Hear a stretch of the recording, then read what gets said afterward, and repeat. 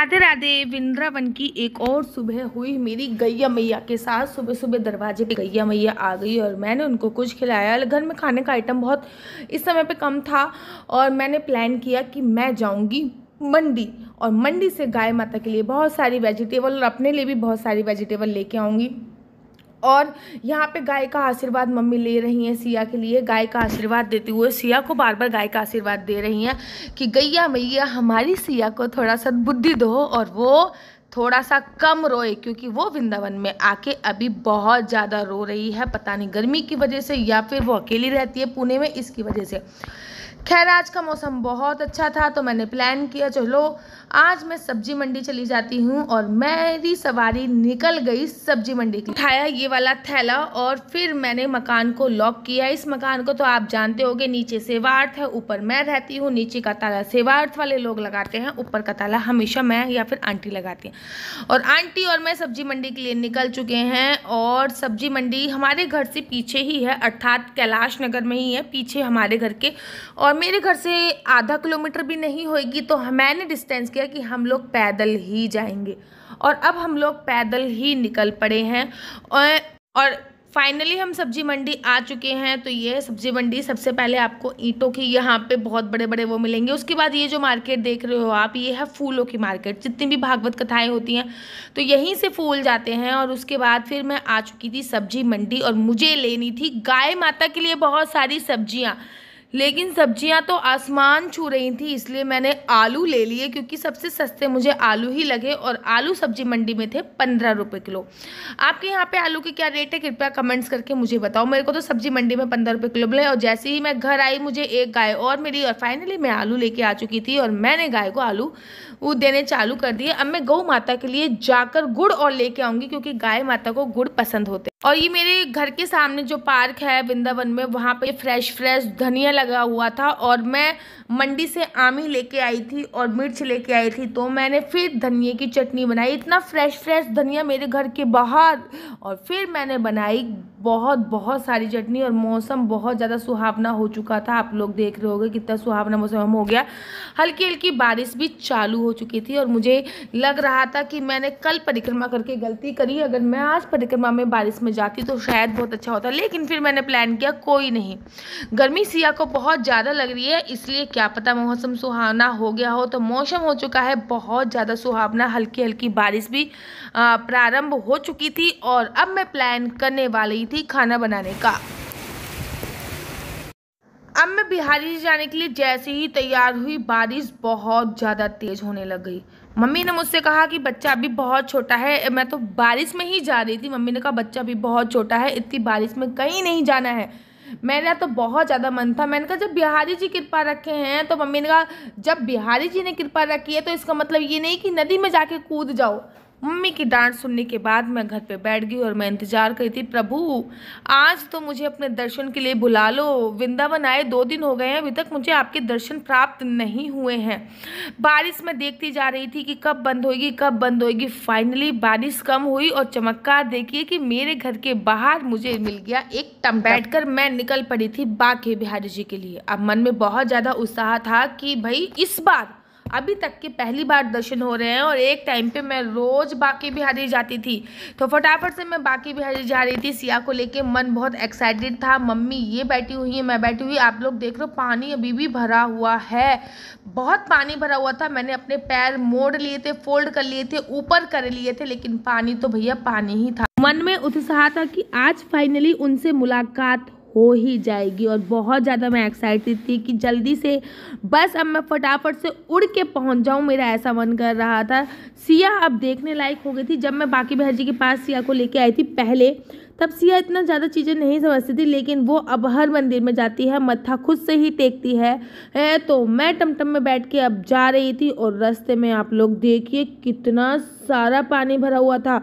इतना सारा पानी भरा हुआ था कि हमारी टमटम जो है उसके आधे पहिए डूबने वाले थे, मतलब आगे जाके। वहाँ पे तो मैंने वीडियो ही नहीं बनाई। यहाँ पे भी लोग अपने पैरों को उतार कर, मतलब चप्पल को उतार कर चल रहे थे। और लेकिन मेरे को बहुत ज़्यादा एक्साइटमेंट थी कि फाइनली आज मैं बिहारी जी से मिल जाऊँगी। एक बात मैं आपको बताती हूँ, वृंदावन में दोबारा से यमुना मैया थोड़ा स्तर हाई हो चुका है यमुना मैया का, क्यों हाई हो चुका है? क्योंकि पीछे से पानी छोड़ा गया है, लेकिन इतना भी हाई नहीं हुआ कि परिक्रमा रुक जाए। परिक्रमा अभी भी चालू है। ये बिहारी जी वाली गली में पानी भरा हुआ था, आप देख रहोगे। मैं और मम्मी तो घर पे ही चप्पल उतार के आए थे, तो हमें चप्पल की तो कोई टेंशन नहीं थी, बस हमें उत्साह था कि हम पहुँचे जल्दी से और दर्शन करें। तो मैंने डिसाइड किया कि सबसे पहले हम राधा वल्लभ जाएंगे, क्योंकि मेरी मम्मी थोड़ा सा कम चल पाती है, उनके पैर में प्रॉब्लम है। क्योंकि फिर बिहारी जी होते हुए फिर राधा वल्लभ आते, फिर टर्न लेते, तो भीड़ तो थी। ऐसा नहीं है कि बारिश हो रही हो और भीड़ ना हो, बारिश हो रही थी लेकिन फिर भी भीड़ बहुत ज़्यादा थी। तो हम लोगों ने सबसे पहले राधा वल्लभ जाना डिसाइड किया और सबसे पहले हम लोग राधा वल्लभ के लिए गए। और उस दिन राधा वल्लभ जी का बिहावला था, तो राधा वल्लभ जी का फूल बंगला था और राधा वल्लभ जी बहुत बहुत बहुत ज़्यादा सुंदर लग रहे थे। राधा वल्लभ जी का बिहावला था और राधा वल्लभ जी बहुत ही सुंदर लग रहे थे। उस दिन फूल बंगले में राधा वल्लभ जी सजे हुए थे। इतने अद्भुत दर्शन हुए, इतने अद्भुत दर्शन हुए कि मैं आपको शब्दों में बयान नहीं कर सकती। बहुत ही सुंदर हमें राधा वल्लभ जी के दर्शन करे। मैं आपको पूरा मंदिर प्रांगण के दर्शन करा रही हूँ। बहुत ही अच्छे मेरे तो दर्शन हुए थे राधा वल्लभ जी के, और मंदिर में आके ना मन मुक्त हो गया था। बहुत ही सुंदर दर्शन हो रहे थे। राधा वल्लभ जी का जो फूल बंगला था वो बहुत सुंदर था। यहाँ पे आप ये देखिए, ये सिया है, ये मैं हूँ। इतनी गर्मी थी ना, इतनी गर्मी थी कि सिया के भी पसीने आ रहे थे, मेरे भी पसीने आ रहे थे और मम्मी के भी पसीने आ रहे थे। आप वीडियो में देख पा रहे होगे कि पसीने से हमारा चेहरा क्या हो रखा था। गर्मी बहुत ज़्यादा थी।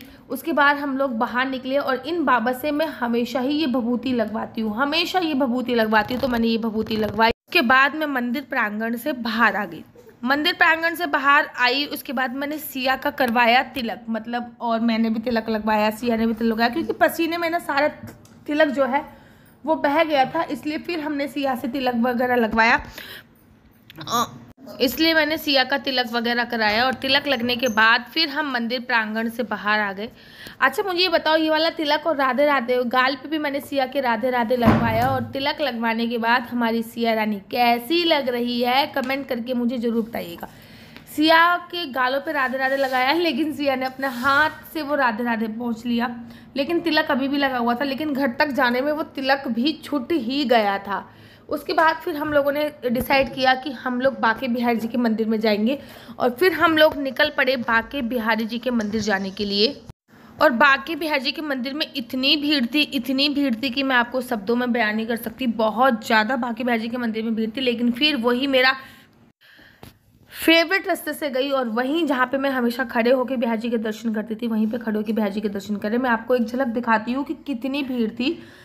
बरसात का टाइम था, मुझे लगा कोई भी नहीं आएगा, और मंडे था, मतलब मंडे, मेरे को लगा कोई भी नहीं आएगा, लेकिन फिर भी इतनी ज़्यादा भीड़ थी। मुझे लगता है कि सब यही सोच के आ गए कि कोई भी नहीं आएगा। अब तो खैर बिहारी जी के मंदिर में हमेशा ही भीड़, और पसीना देखो, मेरे पसीना, मम्मी के इतने सारे पसीने आने में लग रहे हैं कि हम बता नहीं सकते। और सिया का तो राधे राधे और तिलक वगैरह सब छूट गया। उसके बाद हमें वहाँ पे हमारे सब्सक्राइबर मिले, जिन्होंने हमें पहचान लिया। सिया रानी को बहुत सारा उन्होंने प्यार दिया, और सिया रानी को उन्होंने कुछ अमाउंट भी दिया। सिया जो है वो वृंदावन में पैदा हुई थी क्या, सिया वृंदावन में पैदा हुई है, इसलिए उन्होंने अपने सिया के जो पैर थे वो अपने सिर पे लगाए।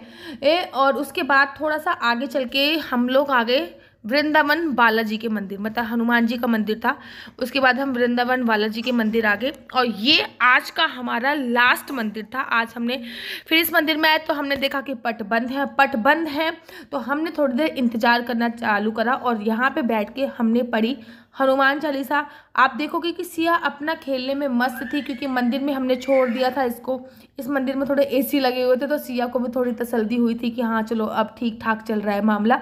सिया आराम से अपनी खेली जा रही थी, और हमने हनुमान चालीसा पूरी पढ़ी। हनुमान चालीसा को पढ़ने के बाद हम लोग इंतजार कर रहे थे कि कब पट खुलेंगे, और पट खुलने के बाद हम कब दर्शन करेंगे। सिया आराम से वहाँ पे खेलने में लगी थी, और सिया कभी पंडित जी के पास जाके प्रसाद मांग के लेके आ रही थी, कभी कहीं जा रही थी, कभी कहीं खेल रही थी। लेकिन इस मंदिर प्रांगण में सिया बहुत अच्छी तरीके से खेल रही है। यहाँ पे थोड़ी बहुत देर खेली, और उसके बाद फिर हम लोग वहाँ से मंदिर से उठे, और पट भी खुल ही चुके थे ऑलमोस्ट तब तक। फिर हमने पट खुलने के बाद हनुमान जी के दर्शन करे। अच्छा, ये जो मंदिर था थोड़ा सा इसके बारे में बताती हूँ। अटलाचुंगी में पड़ता है। इसको वृंदावन बालाजी का मंदिर बोलते हैं और ये मंदिर बहुत बहुत ज़्यादा सुंदर बनाया गया है। आप जाना तो जहाँ पे ज़रूर और ज़रूर जाना। यहाँ पे हनुमान जी के 5 भाइयों के नाम भी लिखे हुए हैं और हनुमान जी के 5 भाइयों के यहाँ पे दर्शन भी होते हैं। हनुमान जी के साथ 5 भाइयों के भी दर्शन होते हैं। मैं यहाँ पे बैठी हुई हूँ और हनुमान जी की जो यहाँ पे छवि है वो तो मैं अपने शब्दों में बयान नहीं कर सकती कि हनुमान जी की छवि यहाँ पे कितनी सुंदर है। उसके बाद मैंने, मम्मी ने और सिया ने, हमने करी हनुमान जी की परिक्रमा।